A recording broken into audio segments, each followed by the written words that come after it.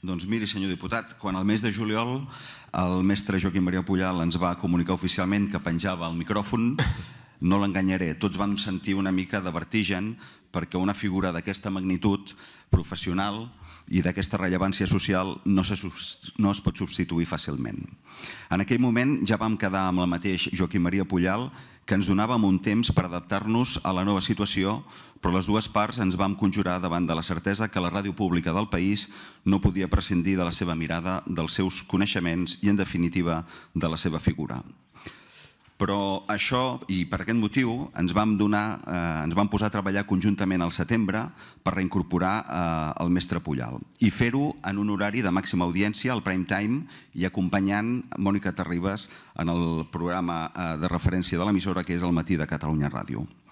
Hem pogut començar aquest mes de gener i després de 2 setmanes es pot confirmar que ha estat un èxit, per la resposta de l'audiència, però sobretot per l'enriquiment qualitatiu de la programació. Immersos com estem en un dia a dia trepidant, es fa imprescindible una mirada profunda i llarga en horari de màxima audiència que ens reconnecta amb realitats culturals o socials que a vegades queden injustament amagades.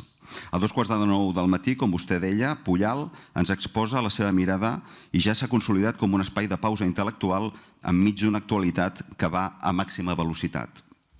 Crec que és una obligació dels mitjans públics apostar per aquest tipus d'espais que donen sentit a la nostra existència i més en l'era de les fake news. Em preguntava, senyor diputat, quin és l'objectiu? Doncs precisament aquest que ja li dic i que s'està complint.